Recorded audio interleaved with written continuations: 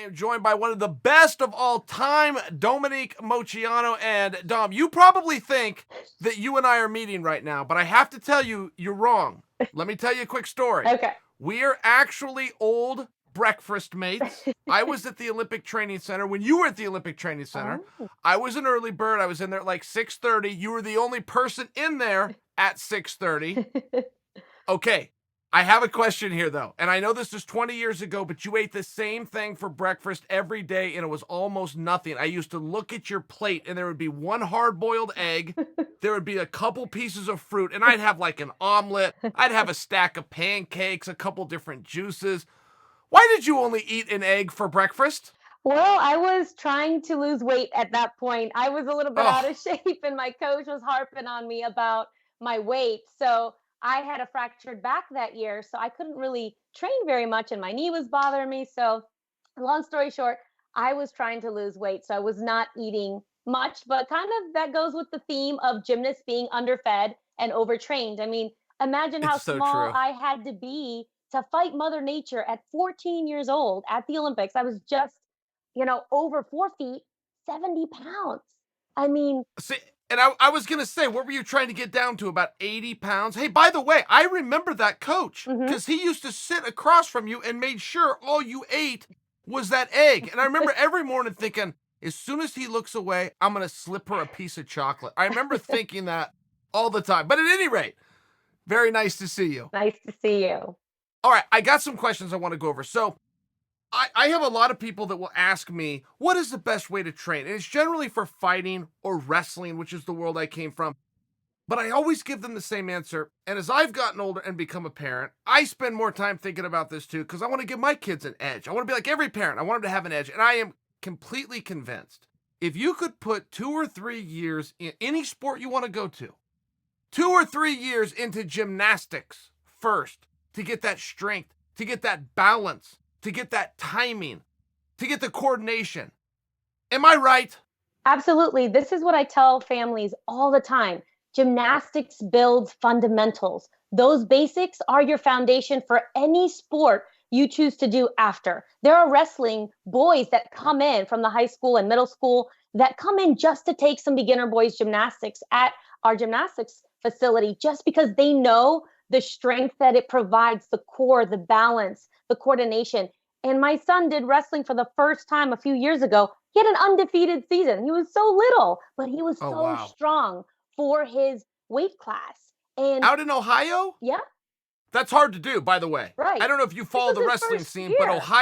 Ohio is a national powerhouse. So congrats to your son. Thank you. Thank you. But it just is a testament to our sports foundation because any sport that you do after you start with gymnastics, you will already have an edge in the other sports. I believe this wholeheartedly, and I tell families this all the time.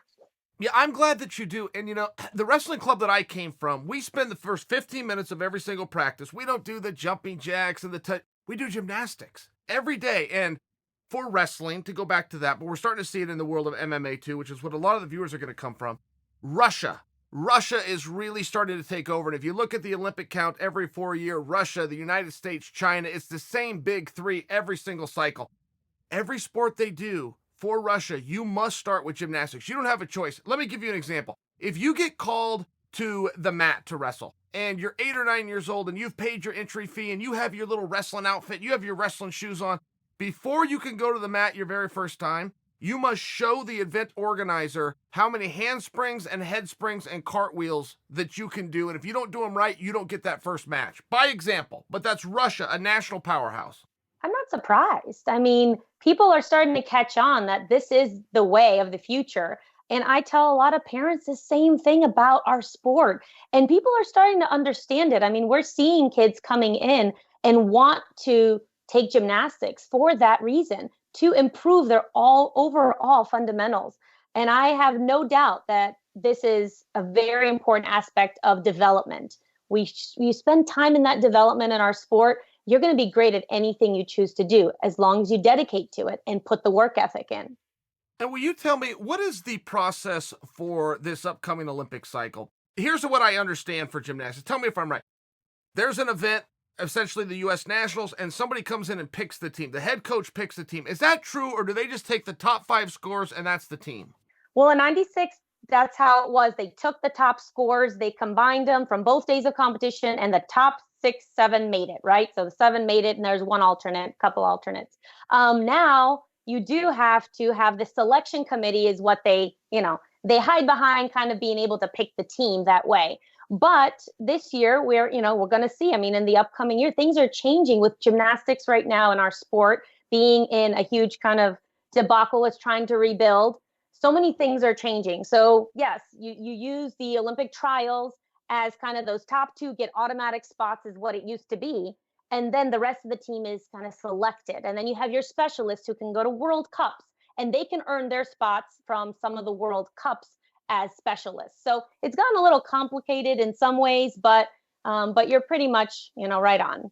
Okay, and is there any room around that? I mean, let's use Simone by example. Mhm. Simone's either sick or doesn't show up, or Simone does show up for whatever. She falls off the beam and she doesn't have the points. Is there a petition process where that selection committee can step in and go, guys, timeout. We have to take Simone, or is it cut and dry? There is a petition process. I actually got onto the Olympic team with the petition process because I had a fracture in my tibia 5 weeks before the Olympic Games. So Ouch. there is a petition process. And because my scores from the nationals withheld and they were still the top at Olympic trials, I didn't compete. So there were only 5 spots left at Olympic trials because myself and another teammate, our scores remained at the top even with the Olympic trial score. So we didn't have to compete because we were resting and nursing injuries. But then the petition process came in, and yes, we were able to be pushed through. So, I mean, barring any unforeseen mishap, Simone is going to be on that team, and she could fall 3 times and still be on that team. Yeah. So, I Yeah. mean, she's so far ahead that, literally she can fall 3 times and still win. So, And Dom, I try to explain that to people.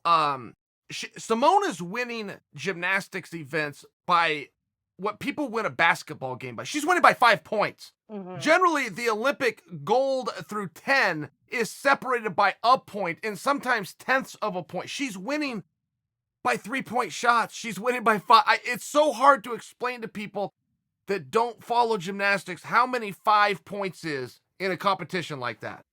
Oh, absolutely. Ever since they changed the open-ended scoring system, now you're scoring in the 14s, 15s, 16s, and she's up there with pretty much every event. You can have so much more of a lead than you used to. When it was out of a perfect 10, everything was a little bit tighter. It was a lot harder to have this phenomenal distance. But she's so high in her difficulty that is what's catapulted her into that category where she's almost untouchable. You can rack up the difficulty now, and only have execution, which is your form, your artistry at a 10.0. But if people have realized in our sport, if you rack up that difficulty, all of a sudden the distance gets larger and larger and larger. And if you have the most difficulty in the world on all the apparatuses, which are like 4 different sports combined, and for the men, 6, because they each have their own uniqueness. One is not the same as the other. So when you think about that, that's what makes gymnasts the best athletes in the world. I mean, the physicality, and there's some mental toughness. And, people who say that it's not a contact sport. I mean, I fell on my head at the Olympics in the balance beam, you know, finals. Yeah, that beam is hard. I mean, and you look at Brian Meeker, who ran into the table, he went with his stomach into the table because he missed the board. I mean, in 1981. So gymnastics is hard for those reasons, but the difficulty is now what is setting people apart because it's so heavily weighed.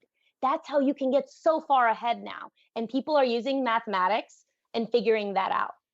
It seems pretty simple, though, right? I mean, I get that, and that's gym isn't the only sport to do that. Rodeo, by example, but they will also give you something, depending on the degree of difficulty that you step into, and it Hmm. only makes sense. And I don't really love the idea of capping somebody and going, these are the Hmm. techniques you have to do, and let's see who can do it the best. I like where gym is going. I like that it's a little bit more wide open, and you can choose your own risk and work on that with your team. If you got something to show off, girl, come out and show it. That's why we're Hmm. here. Hmm. Definitely. I mean, a lot of people like the open-ended scoring system for that reason. Some of us that were more traditional are like, we really enjoy the artistry and the finesse because we don't want it to just be the chucking of the skills. We want it to be how can you do it in a finessed way? How can you do it the perfect technique with the perfect form?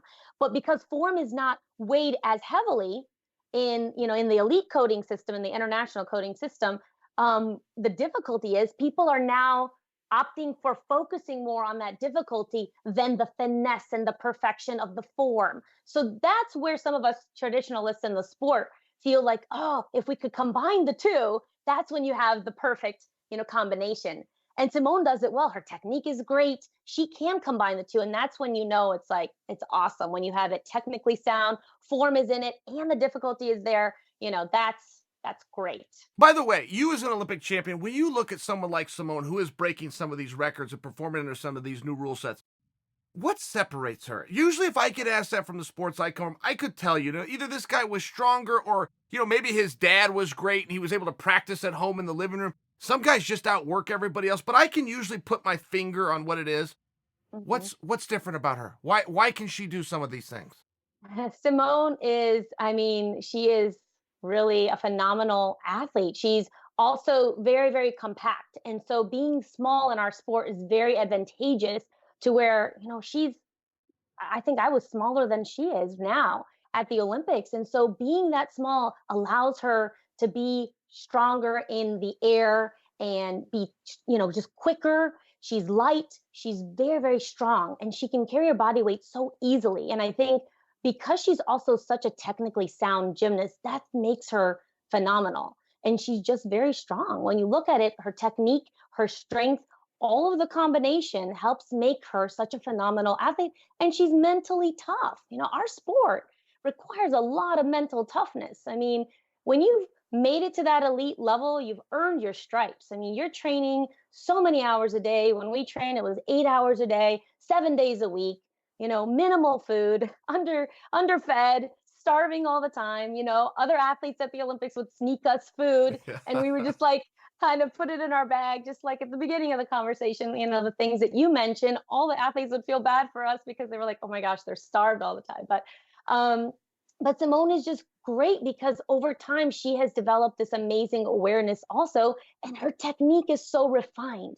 Over the course of the years, she's mastered the technique, and that is allowing her to start doing skills that many female gymnasts dreamed of doing. The double double on beam to me is so impressive. It's so Oh, amazing. I oh, mean, it's we just dreamt remarkable. of those skills. Yeah. It's And the remarkable. men were doing the triple double years ago. But for the female athlete to do it, it's scary to have that spatial awareness and make sure that you're not balking in the air and you don't have some freak accident in the air because you're flipping and twisting so many times. And it's got to all be, pretty spot on to make sure that you can land it safely every time. Oh, So, I mean, kudos to her. Oh, it's shocking, Don. We've played around in gyms before, and I've had really good athletes that have been in there from different sports. But I mean, the best Olympic champions, world champions. Walk the beam. Just get on that beam and just walk it. No, forget about the flip and forget about the time, the one. Just walk that beam. Olympic champions cannot do it. This is something that has to be practiced so many times just to walk the beam and not fall into the crash pad. Okay, I have to ask you something. This is on a personal level. I Mhm. come from one of the very few professions or sports where they weigh you in before you get to go perform. But it was a choice. Whatever weight class you wanted to go was your choice. And it took discipline, it took toughness, and it was a lifestyle. I have reflected back and I have told many people behind your back what I used to Mhm. watch you eat for breakfast daily with somebody sitting there staring at you so that nothing else came into your system. That almost wasn't a choice. And I've just always wanted to ask you, was that worth it or was that too much? Allowing you to weigh in the 70s, was that Mhm. too restrictive? Obviously, we had no form of education on nutrition when we trained. And so I think there's a huge problem right there. Trying to fight for that prepubescent perfect body is what our coaches always strived for. That's what you wanted. That's what they wanted us to be from the 80s to the 90s. That was a methodology developed by the Karolis from, communist Romania. They brought that over to the United States thinking that that was how we had to prepare gymnasts. And that was something that infiltrated our elite gymnastics community for all of those years. And so, I wish we could have had more nutrition experts come in and actually teach us right from wrong so we wouldn't damage our insides and damage our bodies. I mean, we did some crazy things. I was always friends with the wrestlers at the Olympic Training Center because we always understood each other. It was like we were on the same wavelength. We understood, our sports were very individual, and then you only came together as a team at World and the Olympics and different things like that. But we had a lot of things in common, and I wish that someone would have taught us a little bit more on nutrition and educated us and taught our coaches too, because a lot of the coaches don't have a lot of nutritional guidance. And if you're just telling us don't eat and staring at us, I mean, they would just stuff their faces in front of us Yes. and we would just sit there. And I can't tell you how we could not wait to eat after the Olympics. It was like a big party to go and just eat. We would dream about what cereal Yes. and food we would eat. And as soon as the meat was done, we were all raiding the kitchen for brownies and cookies. And talk about developing eating disorders. I mean, that's the way to do it.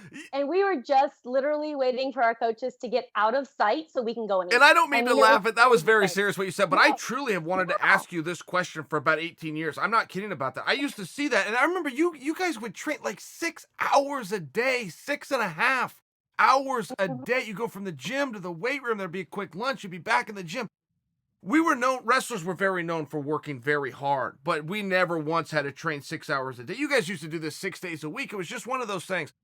And I can tell you from my own experience and on the weight cutting topic, I do not resent the people that locked me in a sauna and had me not eat and do those things because they didn't know any better. They did the same thing when they were my age. They went and became coaches. They just didn't know. We all look back at it now and go, oh my gosh, there was a better way.